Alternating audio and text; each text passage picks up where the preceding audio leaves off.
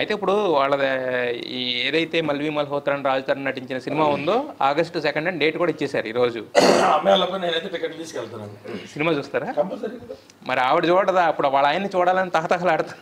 ఆయన చూడాలి, పక్కన సౌత్ని కూడా చూడాలంటే కష్టం కదా. అసలు సవితి అనే పేరు కూడా ఇవ్వద్దు. సౌత్ అని పేరు కూడా నచ్చుతుంది. కావాలంటే నేను వెళ్ళిపోయిన తర్వాత వాళ్ళని గంగలో దూకమనండి. అసలు ఈ లోపు వాళ్ళకి వాళ్ళు లేదు అని చెప్తున్నారు కదండి, మీడియా ముందు కూడా ఉంది అని చెప్పమానండి. పోనీ ఉంది అని చెప్పినా మీరు అంటే మీ మీద ఉన్న నింద ఏదైతే ఉందో తెలియకపోతే అబద్ధం చెప్తున్నాను, నేను ఫాల్స్ ఎలిగేషన్స్ చేస్తున్నాను. ఇప్పుడు అంత చేసి అంత ధైర్యం ఏంటండి అబద్ధం చెప్పడానికి? ఫాల్స్ ఎలిగేషన్స్ అవునవునవును. ఏమో ఓటీపీ ఉంటే తప్ప నీ గేటెడ్ కమ్యూనిటీలోకి ఎవడో రాడు. మస్తాన్ సాయన్న వాడికి ఓటీపీ నువ్వు ఇచ్చావా? అది గొడవకి వెళ్ళాడా? ఎలా? ఓ ప్రొవిజర్ చెప్పు. వీళ్ళిద్దరు ఎప్పుడు నేను తిరుగుతున్నారు, నీకు అనుమానం ఎప్పుడు వచ్చింది, నువ్వు అనుమానం వచ్చే టైంలో ఎక్కడున్నావు, ఈ పిల్ల ఒంటరిగా ఉందా, ఒంటేళ్ళిద్దరికి మధ్య రిలేషన్షిప్ ఎలా ఎస్టాబ్లిష్ చేయాలి? కేవలం ఇద్దరి మధ్య ఉన్న కేసుతో అనుకున్నావా? ఆ పెళ్లికి నీ పర్మిషన్ లేకుండా నీ భార్య వెళ్ళిందా, నీ సంబంధం లేకుండా అడితో తిరిగిందా, బళ్ళకి తిరిగిందా, గుళ్ళు గోపురాలకు వెళ్ళిందా, ఎక్కడైనా కొన్ని హోటల్స్కి వెళ్ళిందా? నీ దగ్గర ఏమున్నాయి? ఎంతసేపు మాలవి మల్హోత్రా మనోడిది మా దగ్గర ఉన్న ప్రూఫ్స్ తో ఒక 100 సార్లు ఆర్డర్ పెడితేనే తప్ప అని అడుగుతున్న మీరు ఒక కేసు అడుగుతుంది నేను కాదండి. సరే, ఇక్కడ you are not target anymore, you are the voice of the netizens, someone who has doubts. అలా అడుగుతున్నాం.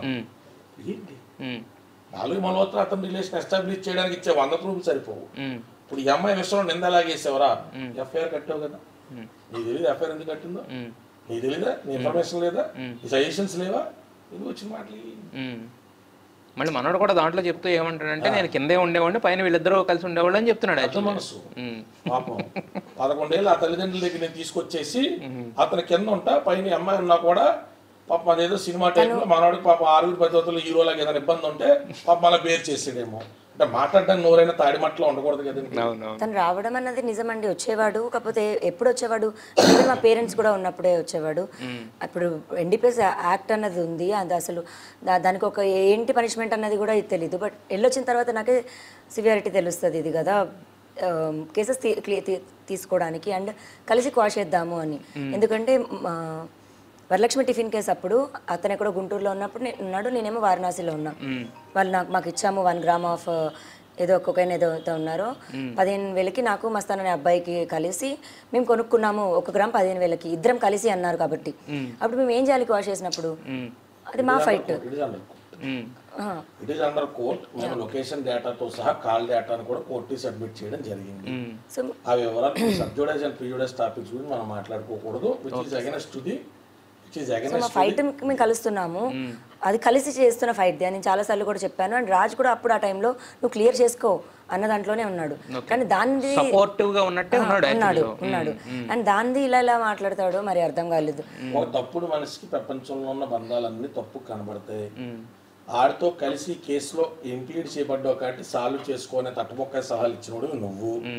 ఇచ్చిన తర్వాత నీ కన్వీనియన్స్ కోసం నీ తప్పుడు తనాన్ని కవర్ చేసుకోవడం నాకు నీకు ఉందన్నా మాట్లాడేది నువ్వు. ఆ ఆడపిల్లకి ఇవాళ నువ్వు జీవితము తీసేసుకున్నావు, ఆరోగ్యము తీసేసుకున్నావు.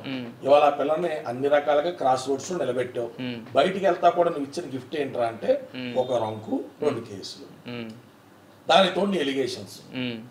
అంటే నువ్వు పూర్తి పునీతులు అని చెప్పుకోవడానికి పార్షియల్ ట్రూత్, పార్షియల్ ఫాల్ట్స్ రెండు కలిపి ప్రజల ముందు పెడితే మిక్స్ అండ్ మ్యాచ్ లో ఎవరికి నచ్చింది అని తీసుకుంటాడు కదా.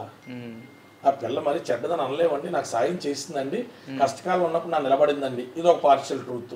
కూడా పార్షియల్ స్టేట్మెంట్, ఇంకో స్టేట్మెంట్. అంటే ఎలా ఇస్తాడు మనోడు? అంటే మీరు అసలు రాజ్ తరుణ్కి before he coming to the movies నుంచి మీకు తెలుసా? మీరు పరిచయం ఉందా? ఎలా పరిచయం? త్రూ యూట్యూబ్ వీడియోస్ అయ్యాయినా? త్రూ సోషల్ మీడియానే, ఫేస్బుక్ అలా. బట్ మేము వైజాగ్ వెళ్ళినప్పుడు అక్కడ కలిసాము, అక్కడి నుంచి కంటిన్యూ చేసాం మాట్లాడుకోవడం. అండ్ దెన్ తను హైదరాబాద్ రావడం. అంటే మీరు ఏ రకంగా హెల్ప్ చేశారు? అతను షెల్టర్ ఇచ్చాడని చెప్పాడు. అంటే ఫైనాన్షియల్గా కూడా అండి. అప్పుడు వాళ్ళ పేరెంట్స్కి అంత ఉండేది కాదు. నువ్వు వీళ్ళ జంపాలకి ఇమీడియట్గానే అమౌంట్ ఇవ్వడము అది జరగలేదు కదండి.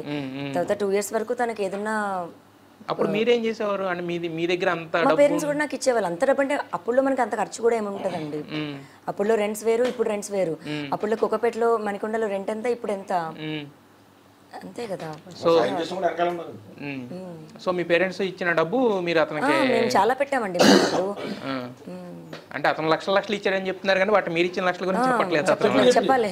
చెప్పాడంటే జస్ట్ చెప్పాడు, నేను అమ్మాయి దగ్గర సాయం పొందాను, మంచి నాకు సాయం చేసింది, కానీ ఈ 1 year లో కూడా అన్ని రకాలుగా కూడా ఇదైపోవడంతో మనసు చెల్లించి పాపం సరదాగా నిర్దాక్షిణ్యంగా వదిలేస్తారని చెప్పాడు. డాడీ మరి నాకు స్విఫ్ట్ కార్ కొనిచ్చాడు. అప్పుడులోనే మాకు ఇన్నోవా ఉండేది, స్విఫ్ట్ కార్ ఉండేది. పెద్ద రియల్ ఎస్టేట్ చేసి కదా, రియల్ ఎస్టేట్ చేసాం చౌదరి గారు, ఉన్నాయి పాపం అన్ని పాడు చేసుకున్నారు. ఇవాళ మళ్ళీ ధర్మబద్ధంగా వాళ్ళకి ఏదో చిన్న వ్యాపారం పెట్టినారు, బతుకు జీవనోపాధి గడుపుతున్నారు. వాళ్ళకి ఒక్కతే కూతురు కట్టి నాన్న మేము ఎదురు చేసుకున్నాం, గుళ్ళో కట్టుకున్నా 4 దెబ్బలు వేసినా తిట్టినా తర్వాత సాధారణమైన మధ్యతరగతి తల్లిదండ్రులు సపోర్ట్ ఇచ్చినట్టే వంట అంటేనో వార్పు అంటేనో చెంచని అంటేనో ఈ పిల్ల వాళ్ళ ఇంటికి లోపు అవ్వకూడదు, వాళ్ళ తల్లిదండ్రులు కూడా యాక్సెప్ట్ చేశారు కదా అన్నట్టు చిన్న చిన్న. And most of the time ఇప్పుడు నా పెట్స్కి మేము డైరెక్ట్గా రాయల్ కెనానా లేకపోతే ఇదే పెట్టామండి. మేము కుక్ చేస్తాం ఇంట్లో, రైస్ కుక్ చేస్తాము ఇంట్లో నుంచి. మమ్మీ రైస్ పంపిస్తుంది, సిలిండర్స్ పంపిస్తుంది. సో ఇంట్లో కుక్ చేసి లేదా కర్డ్ రైస్, ఎగ్ రైస్, అలా క్యారెట్ రైస్ నేను వాళ్ళకి రెసిపీ కూడా అది నేను చేసి హోమ్ ఫుడ్డే పెడతాం. ఒకటే పూట లేదా weekly once or twice pedigree పెడతాం. మీరు కుక్కల అంటే పని మనిషి కూడా కాదు, కుక్కల పెంచే మనిషిలాగా కనిపిస్తున్నారు. అంటే యాక్చువల్ మాకు చూస్తున్న అదే అంటే ఇప్పుడు మీరు మీ స్టోరీ అంతా వింటుంటే మాకు అదే కనిపిస్తుంది. అంటే మా మమ్మీని కూడా కుక్కల మమ్మీ అని అంటారు. ఇప్పుడు మీరు 15 కుక్కల అక్కడ కూడా ఉన్నారా? అదే అక్కడ కూడా ఒప్పుకోరు అసలు. ఈ అమ్మాయి ఇప్పుడు తప్పని వాళ్ళ ఫేస్ చేస్తామని ఛాలెంజ్ చేస్తున్నాం అంటే అసలు చాలా దారుణంగా ఉంటాయి కింద కమెంట్లు కూడా. ఆ కుక్కల ఫ్యామిలీ అని పెట్టండి, అదన్నా చూపిద్దాం. పోనీ అదన్నా చూసి నమ్ముతారేమో అట్లీస్ట్ ఇస్తే. అంటే వాస్తవాలు అనేది కుక్క ఇదిగో మెల్ల మంగళసూత్రం ఉన్నారు కదా, ఇది కూడా ఒకసారి ఫోటో చూసేస్తే.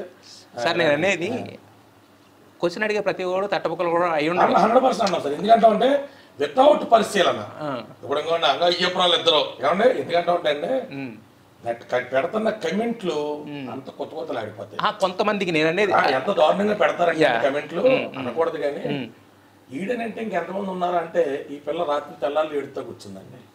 ఎందుకంటా ఉంటేనండి మనకు నెట్ ఉంది, జియో నెట్, మా అభిప్రాయం మాకు చెప్పుకునే ఫ్రీడమ్ ఆఫ్ స్పీచ్ ఉంది. కాకపోతే మేము క్యారెక్టర్ అసాసినేషన్ ఎంతైనా చేసేస్తాం అంటే మరి దాని ప్రతిస్పందన మాది కూడా ఆ స్థాయి తీవ్రతలోనే ఉంటుంది కదా. 100% దాన్ని వాళ్ళు ఏదన్నా మాడితే మేము చాలా పొలైట్ గా they have all rights to exercise their freedom of speech అని చెప్పలేం కదా, చెప్పకూడదు కూడా. రాత్రి 2 దాకా 3 దాకా ఈ అమ్మాయి ఇన్స్టాగ్రామ్ లో కూడా ఏమే ఎంత కావాలి నీకు అని అడుగుతా ఉంటే సో ఆటోమేటిక్ గా ఆ బాధ ఆ తీవ్రత ఉంటదండి. అన్న అన్నప్పుడు ఒక అడ్వకేట్ గా పక్కన పెడితే అన్న అన్నప్పుడు పక్కన పెట్టండి సార్. కొన్ని మెసేజ్ చదవలేకపోతున్నాం నీ ముష్టి. ఈ పిల్ల ఎలా ఉండేది, ఈ అమ్మాయి అందాల గురించి కమెంట్లు పెడతారు కదా ఇన్స్టాగ్రామ్ లో, ఉన్మాదులు పెడతారు కదా, మరి అలా నాకు అంటే బాధ ఇచ్చేది కదా. ఎలా ఉంది పిల్ల? హీరోయిన్ కన్నా బెటర్ గా ఉంది కదండి. మరి హీరోయిన్ కింద బెటర్ గా ఉన్నటువంటి పిల్లని తీసుకెళ్లి ఈ ఫోటో కనపడవు మీ దాంట్లో షేర్ చేద్దరు. మరి ఈ అమ్మాయి అందాల గురించి కమెంట్లు ఎలా పెడుతున్నారు? ఇప్పుడు ఆ పిల్లని అన్నా అంది కదా, మరి అన్నా అన్నప్పుడు మరి ఎన్నో వాస్తవాలు కూడా చెప్పాలి కదా. అలా ఉన్న పిల్లని తీసుకెళ్ళి ఎలా చేసావు నువ్వు? మరి నీకు ఏం తెలిసిన కమెంట్లు పెడుతున్నావు? తెలియనప్పుడు 4-5 వీడియోలు చూడు, తెలుసుకో, ఇన్ఫర్మేషన్ ఉన్న తర్వాత ఒపీనియన్ తీసుకో. అసలు నువ్వేం అందగత్తి బాలేది కట్టి మాలవి దగ్గరికి వెళ్ళిపోతానంటండి. మరి పిల్ల ఎవరు? తప్పు కదండి. అంటే ఇవాళ నీ హీరోయిన్ పరిచయం అయ్యారు, పరిచయం ఉన్నప్పుడు ఈ పిల్లల నీ జీవితంలో హీరోయిన్. మరి అప్పుడప్పుడు ఇతను అందగాడా? మరి నా తెలియ గడుతున్నా అప్పుడు నా చెల్లి అన్న అమ్మాయిని అన్నారు కదా, ఈ అందగాడా? నాటేటాలి ఈ పిక్లు అయితే అంటే మాటలండి అన్నప్పుడు బాధ అనిపిస్తుందండి. ఇలా కొట్టేస్తే ఇలా కుట్లు ఎంచేస్తే ఎంత అందగత్తైనా కూడా పోతారు. ఆయన కొట్టిన రాజధాని అప్పుడు గొడవలోనే జరిగిందండి. ఆయనే కొట్టాడా? అండ్ ఇప్పుడు కుక్క ఫ్యామిలీ అని అన్నా నాకేం ప్రాబ్లం లేదు, కానీ అట్లీస్ట్ కుక్కకి పెడితే విశ్వాసం ఉంటుంది. కొంతమంది కుక్కలు దూరం వదిలేసిన 10 కిలోమీటర్లు వదిలేసినా ఒక వారంకి ఎప్పుడో వస్తాయి అంటారు కదా. నిజంగా కుక్కల ఫ్యామిలీ నేను యాక్సెప్ట్ చేస్తా, ఎందుకంటే వెళ్ళిపోయిన కుక్క వస్తే బాగుంటుందేమో అని. అట్లీస్ట్ నిన్న లాజిక్గానే చెప్పాను. అంటే ఇప్పుడు మీకు అంటే దిలీప్ గారు, కళ్యాణ్ గారు, నేను అనేది ఏంటంటే చిన్న మాట, మీరు తట్టపక్కల వాళ్ళు అన్నారు కదా, నెటిజన్లో ఉన్న ప్రతి ఒక్కళ్ళు అనుకోకలేదండి. ఇప్పుడు మీరు ఈ ఇంటర్వ్యూ చేసిన మీరు అంటే నా ఒపీనియన్ ఒకటే, క్రిటిసిజం తారక్ గారు నాకు కొత్త కాదు. 10 seconds నాకు టైం నాకు కంప్లీట్ అయిపోయింది, మీరు చెప్పండి. క్రిటిసిజం నాకు కొత్త కాదు. 2008 ప్రజారాజ్యం టైం నుంచి తీసుకుంటానే ఉన్నాం.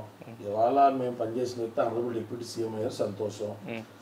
ఆయన 2 చోట్ల ఓడిపోయిన రోజు అమ్మనాబూతులు తిట్టించుకున్నాం, అది రాజకీయం. రాజకీయంలో కుల ప్రాతిపదికనో ప్రాంతం ప్రాతిపదికనో మాకు ఒక ఆకాంక్ష ఉంది, దానికి వ్యతిరేకమైనటువంటి ఆలోచన ఉన్నటువంటి వ్యక్తులు మమ్మల్ని తిట్టే హక్కు, మాకు ప్రతిదాడి చేసే హక్కు ఉంటుంది.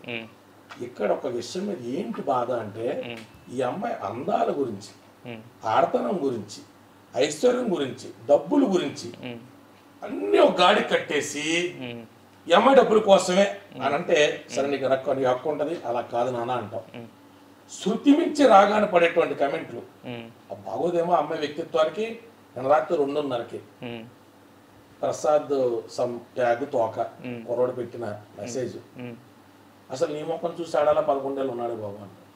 మీ అమ్మ ఐశ్వర్యరాయ, నీ అక్క కరీనా కప్తా, మాకు రావ మాటలు. ఆ పిల్లంటే ఆగుతుంది. ఈ మధ్యలో మన ఛానల్ అయి మాట్లాడటం మానేస్తాం. ఓ శబ్దాన్ని నీకు అంత ఒప్పుకుంటే చెప్తే మరి మాట్లాడతాం, ప్రతి కమెంట్ చదివి మాట్లాడతాం.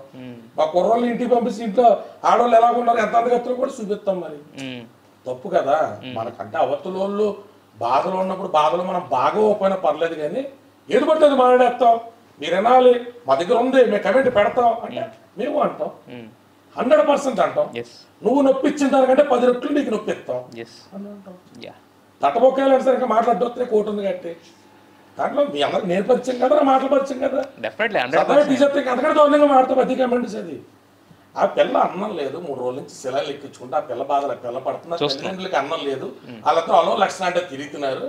మనకి ఏమి పట్టవా, మనం పట్టుకొని గుంతేలుగా 3 కాళ్ళ. అప్పుడు అలాంటి ఫ్రస్ట్రేషన్ కూడా కాస్తారు. ఎగనీలో we're supposed to speak like that.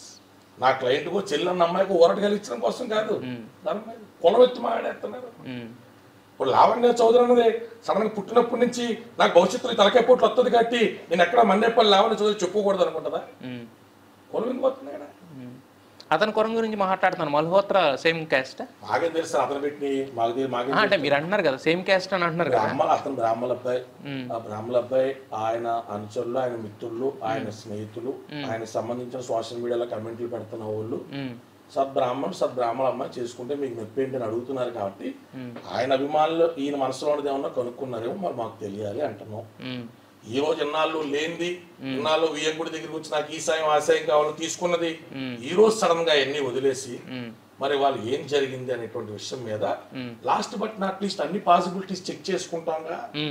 ఆ పాసిబిలిటీస్ లో భాగంగా ఒకవేళ కులం ఏమన్నా అడ్డొచ్చి నా క్లయింట్ వదిలేస్తాడు అనేటువంటిది అతను మాకు ఇచ్చిన 100 అనుమానాల్లో ఒక అనుమానం. అన్ని పాసిబిలిటీ చెక్ చేసుకున్నాం.